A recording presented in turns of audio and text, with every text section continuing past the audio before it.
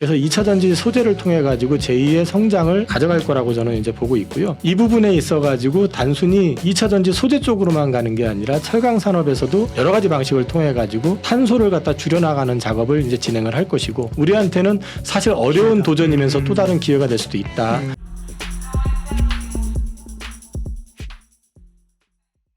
제가 이제 포스코를 오늘 이제 말씀을 드리는 게, 물론 저는 좋게 보고 있지만 제가 스터디했던 내용들, 그걸 전반적인 거를 한번 여기서 풀려고 이제 목적을 했던 거고요. 다음은 이제 포스코 그룹의 캐시카우인 그 철강 산업 쪽에서 지금 시장에서 이제 생각보다 좀 덜 알려져 있고, 또는 이제 앞으로 철강 산업의 어떤 미래라는 측면에서 반드시 좀 거쳐야 되는 그런 부분들이 있기 때문에 포스코 철강 부문에 대해서 이제 요즘 수소 환원법이라고 이런 이제 얘기들이 조금씩 나오고 있으니까요. 이 하이렉스 기술에 대한 부분을 좀 설명을 드리면서 이게 왜 필요하고 앞으로 어떻게 될 것인지에 대한 부분들을 좀 말씀을 좀 드리겠습니다. 사실 이거는 자료 찾기가 뭐 이제 IR 자료라든지 여러 가지를 좀 찾아봤는데 증권사 리포트에는 이게 언급이 그렇게 많이 안 돼 있어요. 그리고 이제 기본적으로 이제 포스코 그룹주가 이제 2차 전지나 소재 쪽을 지금 포커스를 많이 맞추다 보니까 철강 자체의 공법이나 뭐 혹은 또 수소 이런 것도 조금 관심에서 멀어져서 그럴 거예요.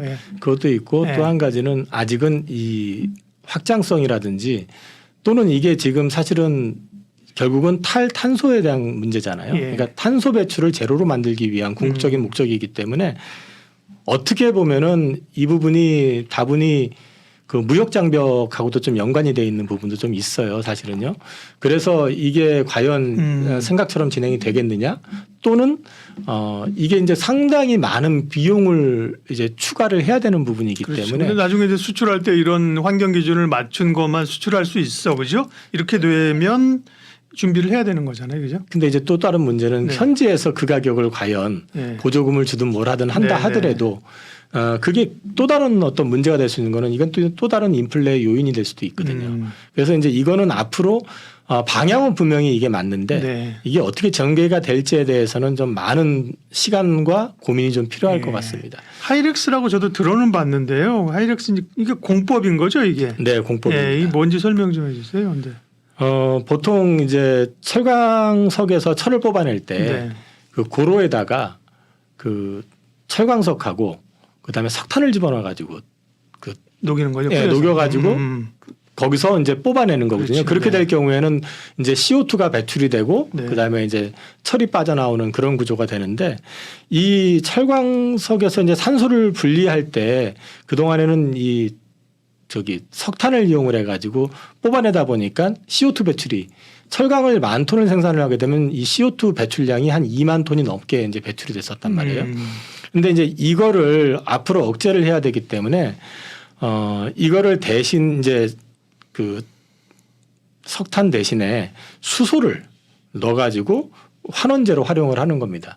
그래서 이제 소위 말해서 그 철광석은 Fe2O3에서 이거를 여기에다가 H3를 붙여가지고, 이게 철은 철대로 뽑아내고 H2O를 갖다 이제 만들어내는, 물을 이제 만들어내는 거니까 이론적으로는 거기에서 이제 일산화탄소 배출이 안 되는 거죠.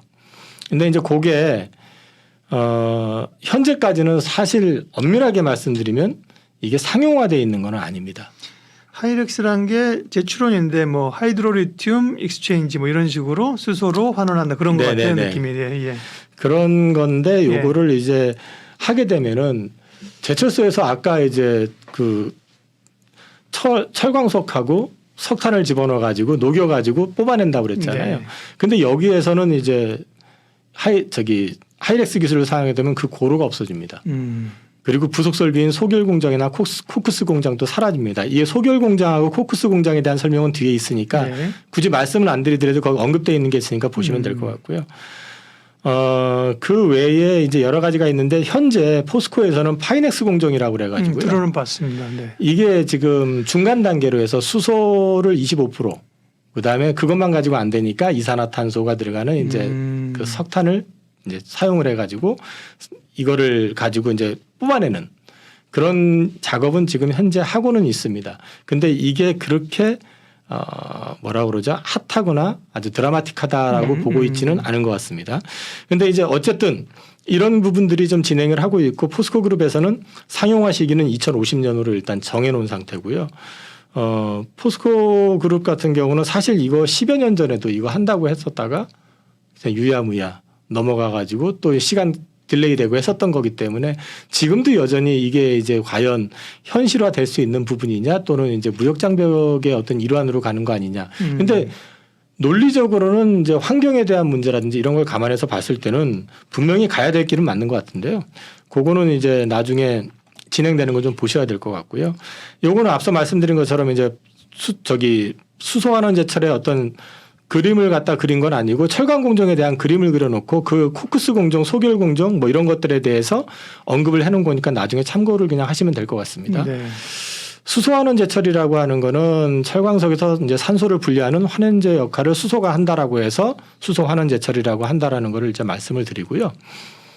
환원제를 사용하는 부분에 있어서 일산화탄소를 가지고 했던 건 전통의 방식 고로를 이용해서 했던 거라고 한다면 수소는 뭐 수소를 이용하는 거고요. 그다음에 유럽 쪽이나 이제 일본 쪽에서 하고 있는 거는 이게 샤프트 환원로라고 그래가지고 이거는 천연가스를 좀 이용을 하고 있는 거. 네. 요것도 지금 현재는 진행이 되고 있어서 현재는 수소가 나으냐 천연가스가 나으냐의 논쟁이 아니라 어떤 게 먼저 상용화되느냐 그리고 이제 그 소위 말해서 운영을 했을 때 비용적인 측면에서 조금 더 안정적으로 갈 수 있느냐 이런 부분들을 좀 이제 점검을 좀 해나가는 시기라고 보시면 되고요.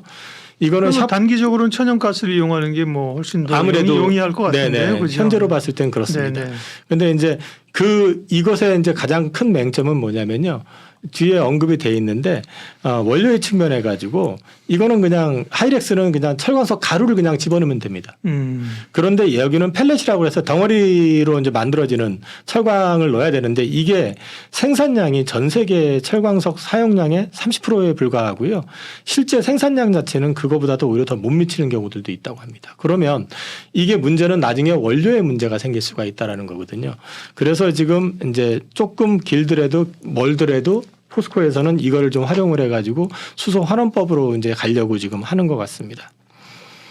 상용화 계획과 관련해 가지고는 언급이 돼 있는 부분들은 이제 쭉 여기는 이제 글로 정리를 해놨는데요. 요거를 이제 완전히 가기 전에 중간 단계를 거쳐 가지고 이제 소위 말해서 이산화탄소를 좀 줄일 수 있는 방법을 좀 찾아가는 그런 작업을 통해 가지고 탄소 배출권을 좀 덜 사는 그런 전략을 지금 현재는 포스코에서는 생각을 하고 있는 것 같고요. 요거와 관련해 가지고 나중에 수소 환원 제철 쪽으로 가게 되면 결국 수소가 많이 필요하잖아요. 그래서 이 수소를 확보하기 위해서 최근에 오만에서도 계약을 한 게 있고 미국, 호주 등지에서 수소와 관련된 비즈니스 이제 수소를 가서 거기서 블루 수소라든지 그린 수소를 캐가지고 한국으로 가져오는 이런 작업을 하려고 최근에 이제 계약을 한 게 좀 나와 있고요. 포스코 그룹의 비전은 2050년도에 700만 톤의 수소를 공급함으로써 자체적으로도 사용하지만 국내 산업에다가도 이거를 공급하는 역할을 하겠다라는 거를 얘기를 하고 있습니다. 결국 포스코의 철강 부분의 하이렉스 공법이라는 게 그 공법 자체나 철강의 경쟁력을 높이고 이것도 있겠지만 미래 환경도 있겠지만 그거보다는 결국은 수소하고 관련되는 거군요. 그렇죠. 결국은 그것도 관련이 돼 있고 또 한 가지는 뭐냐면 26년부터 이제 유럽 연합에서는 규제가 들어가거든요. 그러면 이제 그 제출을 하게 돼 있어요. 이제 올해 얼마만큼의 우리가 탄소 배출을 했다. 그리고 탄소 배출권을 얼마만큼 우리가 샀다. 뭐 이런 걸 제출을 하게 돼 있는데 그거와 관련해 가지고 이제 앞으로 그 비즈니스를 하는 데 있어 가지고 비용이 좀 발생이 되는 부분이 있기 때문에 이거를 줄이는 작업을 지속적으로 해 나갈 가능성이 높습니다. 이거 관련해 가지고 지금 말씀드린 거 여기 이제 아까 오만하고 계약을 한 거 언급이 좀 돼 있고요. 그 다음에 지금 포스코 그룹이 지난주에 나온 얘기지만은 이제 동호안이라고 해서 그 광양만 쪽에 있는 연안에다가 이제 소재 사업 투자하는 거를 좀 오케이를 이제 진행을 할 수 있게끔 조금 정부 쪽에서도 그렇고 좀 전향적으로 이제 방향을 좀 바꿔주는 것 같고요. 동호안이라는 게 어디 한국이에요? 한국입니다. 한국 광양만 쪽에 있는. 동해안이 아니라 동호안 광양만 쪽에 그런 게 있군요. 네네. 그래서 거기 이제 부지 연결해가지고 포스코 그룹이 2차 전지 소재 밸류 체인을 확보하고 여기에 이제 수소와 관련된 부분들을 갖다가 이제 집어넣어서 생산 라인을 여기서 이제 가동을 할 거라고 합니다. 그 다음에 이제 뭐 암모니아 생산 기업인 CF 인더스트리즈라고 하는 회사하고 이제 포스코홀딩스가 생산 사업 협력 추진하는 거 이건 이제 기사 나왔던 거 제가 붙여드린 거고요. 네. 수소와 관련돼 가지고 수소 환원법과 관련해 가지고 이제 탄소 배출에 대한 규제가 본격화되기 때문에 네.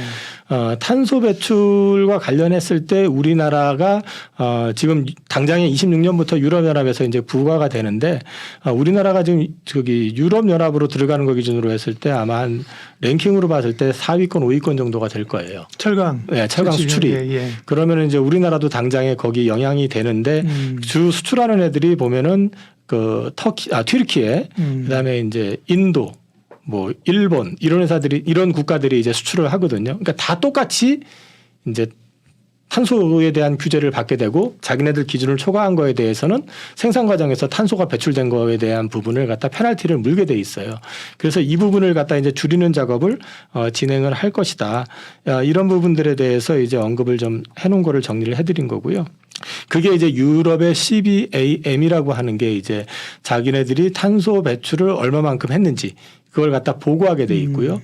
이게 이제 배출량을 줄이지 못하면은 탄소 관세를 이제 내게끔 돼 있는데 우리나라 같은 경우는 자료가 그 보니까 그 연세대학교 조하영 교수팀에서 이제 연초에 26년도 기준으로 했을 때 탄소세 부과를 보니까 철강 쪽에서만 한 3,620억 정도 탄소세가 이제 나올 것이다. 요걸 이제 전망을 했는데 그 정도 규모면은 보통 매출액의 거의 10%가 조금 안 되는 수준이 될 것 같아요. 네. 그래서 상당히 많은 부분이 이제 세금 그 명목으로 뜯긴다라는 거죠. 그렇기 때문에 이거는 이제 준비를 당연히 해야 되는 거고요. 2050년도에 이제 그 탄소 제로를 갖다가 일단 탄소 중립이라고 이제 표현을 하는데 그거를 일단 달성을 하겠다라는 걸 일단 포스코에서는 이제 제시를 하고 있고 이거와 관련해 가지고 이제 중간중간에 이제 그 중간 단계를 거치면서 탄소를 줄이는 방법, 전기로를 갖다가 이제 늘려가지고 전기로가 이제 참고적으로 고로 대비해가지고 탄소 배출량은 4분의 1 정도. 근데 이제 문제는 소위 말해서 고순도 철강을 뽑아내지는 못합니다. 그래서 이제 전기로를 가지고 하는 방법, 그다음에 파이넥스라든지 이런 중간 단계 기술을 통해 가지고 하는 방법 이런 것들을 통해 가지고 이제 배출량을 좀 줄여나가는 전략 이런 것들을 갖다가 이제 하고 그다음에 수소 환원법으로 가기 전 단계로 해가지고 어떤 식이든 간에 이제 탄소를 좀 줄이는 작업을 진행하겠다라고 포스코 쪽에서는 계획을 좀 가지고 있습니다. 그래서 이제 결론을 좀 내볼게요. 네네. 지금 오늘은 이제 포스코 그룹주에 대해서 우리가 사실 늘 보통 이렇게 짧게 얘기하잖아요. 그죠? 뭐 기존에 그 경제방송 가면 뭐 12분, 13분 얘기하고 저희도 이제 유튜브 특성상 이렇게 끊어서 하는데 이 포스코 그룹주에 대해서 깊게 좀 얘기를 좀 해주셨는데 그래서 지금 그린 그림에서 그럼 투자자들은 어떤 걸 보고 사실 어디에 좀 투자를 집중해야 되는지 마무리를 좀 해주십시오. 일단 지금 포스코홀딩스 같은 경우는 이제 기업이 1차 처음에 창립을 해가지고 포항에 공장을 세웠을 때 그 이후에 2차의 성장은 광양제철소가 계획이 되고 87년 이후에 보통 이제 본격적으로 성장을 해서 1차 저 포항에만 제철소 있을 때 대비해서 영업이익 기준으로 22배가 성장을 했었거든요. 예. 이랬던 성장에서 그 이후에 이제 그 중국이 그 철강 쪽 확장을 해버리고 이러면서 이제 더 이상 성장은 정체가 되고 유지가 되고 있다가 이제 제2의 도약기를 준비하고 있는 거고 실제로 제2의 도약의 가능성이 높다라고 지금 저는 보고 있습니다. 그래서 2차 전지 소재를 통해 가지고 제2의 성장을 가져갈 거라고 저는 이제 보고 있고요. 이 부분에 있어 가지고 단순히 그 2차 전지 소재 쪽으로만 가는 게 아니라 철강 산업에서도 소위 말해서 이제 그린 철강 그을 지금 유럽연합이나 미국 쪽에서 강조를 하면서 탄소세 부과 이슈들이 좀 부각이 되고 있기 때문에 하이렉스 공법이라든지 거기 가기 전 단계에 어떤 여러 가지 방식을 통해 가지고 탄소를 갖다 줄여나가는 작업을 이제 진행을 할 것이고 이거는 그린 철강으로 가는 건 위기이자 기회일 수도 있는 게 철강업에서 가장 큰 볼륨을 차지하고 있는 거는 생각보다 의외로 인도하고 중국 업체들 이쪽이 많습니다. 그렇게 된다는 얘기는 뭐냐면 걔네들이 이 부분을 갖다가 맞춰 나가는 거는 우리나라의 어떤 포스코보다는 아무래도 늦을 수밖에 없기 때문에 우리한테는 사실 어려운 도전이면서 또 다른 기회가 될 수도 있다. 이런 건 보시는 게 좋을 것 같고 그리고 이제 연말까지는 저는 계속해서 2차 전지 말씀을 드려왔었지만은 박스권이다. 지난번에 고점 나왔고 네. 저점 테스트하고 있는 단계다라고 보여지고 있고 오늘 같은 경우도 특히 이제 공매도도 많았고 그 다음에 또 2차 전지가 어찌됐든 간에 오늘 많이 그 리포트 영향도 예, 있었고 해서 예. 많이 빠졌는데 여전히 하단을 갖다 지금 테스팅하는 구간으로 보시면 될 것 같은데 저점에 내려올 때 조금씩 모아가시는 전략 여전히 유효할 것이다. 그리고 포스코 홀딩스의 그 상장사들 역시 마찬가지로 포스코와 더불어서 같이 성장을 해나갈 가능성이 높다라는 거를 이제 말씀을 좀 드리고요. 아까 이제 잠깐 언급했지만 수소 부분의 비즈니스 역시도 진심이기 때문에 이쪽 산업을 왜 근데 국내에서 생산을 안 하고 해외에서 하느냐? 거기가 훨씬 더 저렴하답니다. 국내에서는 아무래도 이제 그린 에너지 쪽으로 해가지고 뭔가를 만들어내기에는 좀 비용적인 측면에서 그다음에 이제 환경적인 측면에서 좀 불리한 측면이 있기 때문에 그런 쪽에 좀 특화가 돼 있거나 좀 환경이 좀 유리한 호주라든지 그다음에 미국이라든지 아까 이제 오만 같은 경우도 이제 거기 그쪽에서 이제 수소 생산을 갖다가 이제 해가지고 가지고 들어오는 그런 전략을 통해 가지고 이제 소위 말해서 자체적인 것뿐만 아니라 수소 산업에서 이 수소 원료를 제공하는 프로바이더 역할까지 하겠다라는 걸 이제 제시하고 있기 때문에 그쪽에 대한 포텐셜 역시 가지고 있다라는 측면은 보셔야 될 것 같고요. 리스크는 아까도 말씀드렸지만은 이제 경영진이 교체가 됐을 때 이게 이제 그 회사의 성장에 방점을 두고 회사의 어떤 장기 성장성에 폭권식을 해주는다고 하면은 사업의 연속성이 이어질 거기 때문에 큰 문제는 없겠지만 이걸 만약에 이제 그러게요. 만약에 뒤집는다든지 어떤 방향이 또 변화가 있을 경우에는 그 리스크가 있겠죠. 뒤집지는 못하더라도 방향을 못 찾으면 그렇잖아요, 그죠? 뭐 또 누가 내려오거나 뭐 혹은 올라가는데 그 방향 찾느라고 또 1, 2년 이렇게 우물쭈물 하다 보면 또 뒤처질 수 또 이제 있으니까. 당장에 이제 미국도 지금 트럼프 노이즈가 있잖아요. 그렇죠. 트럼프가 되면은 또 뭐 2차 전지부터 시작해서 뭐 그린 에너지 쪽 네. 자기는 뭐 다시 뭐 전기차 같은 경우는 중국 애들이나 만들게 하겠다는 식으로 대놓고 얘기를 했었으니까 그런 노이즈는 분명히 있는데 사실 지금 트럼프도 이전 같지는 않은 게 속도는 좀 조절을 할 수 있죠. 자기가 원치 않는 쪽이라고 하면은 그렇지만 그 방향을 뒤집기는 어려운 게 지금 제너럴 모터스라든지 포드라든지 네. 여러 업체들도 이미 2차 전지 공장 쪽에 합작으로 다 지금 투자가 돼 있는 상황이잖아요. 그러니까 이제 지금. 그렇게 본다면 포스코 그룹의 어떤 경영진의 리스크나 이런 게 나오게 돼서 흔들리면 사실은 기회가 될 수도 있는 거죠. 뭐 역으로 보면 그럴 네, 수 있다고 네, 네. 봅니다. 그리고 이제 포스코는 여전히 기업의 가치 성장의 어떤 그림이 그려졌는데 순자산 가치 대비해서 여전히 1배 미만이다. 이런 면에서는 비싼 거는 아닌 것 같아요. 홀딩스가요? 네네. 네네. 포스코 그룹주 얘기를 깊게 했는데요. 뭐 개별 포스코 그룹주의 뭐 그 내용을 아시거나 투자했던 분들은 이제 그쪽으로 함께 하시면서 하면 되고 그죠. 네. 오늘 큰 그림 그린 것들은 어떻게 보면 이제 포스코 홀딩스가 제일 전체를 주관하는 거고 네. 그런 포스코 홀딩스가 그리는 그림을 서포트하면서 이렇게 체계적으로 할 수 있는 쪽이 포스코 DX가 되는 거고 그렇죠. 그런 건데 그러면 포스코 이제 우리는 항상 지평이 짧잖아요. 투자가 맨날 그래서 포스코 홀딩스를 그래 뭐 일봉이 아니라 주봉 정도로 보더라도 많이 올랐는데 네, 예를 들면 많이 저점에서 올랐죠. 그죠? 네네. 예를 들면 한 기억하는 게 뭐 러플리 잡아다 30만 원만 잡더라도 그죠? 지금 지난번에 뭐 70만 원 간 건 좀 오버시팅이라고 네네네. 보고 그죠?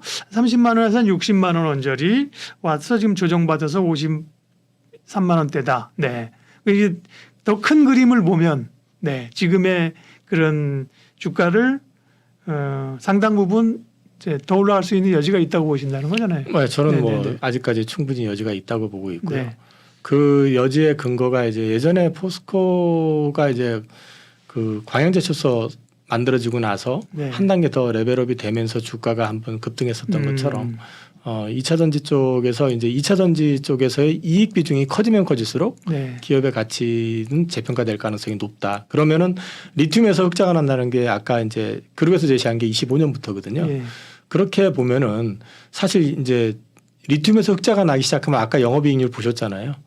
예, 이쪽 시장에서 이제 나오는 영업이익 자체가 그 포스코 그룹의 철강 쪽에서 나는 것보다 훨씬 더 많아질 가능성이 높다라는 측면에서 본다면은 충분히 앞으로도 포텐셜은 좀 있다고 보고 있습니다. 네, 오늘 포스코 그룹주에 대해서 집중 분석했습니다. 하이투자증권 강북 WM센터 이영훈 이사님 함께했는데요. 여러분들이 휴일 동안에 만약에 이 영상을 보신다면 포스코 그룹주에 대해서 좀 공부도 하고 생각도 정리해 보시면 큰 도움이 될 것 같습니다. 이사님 오늘 내용 고맙습니다. 감사합니다.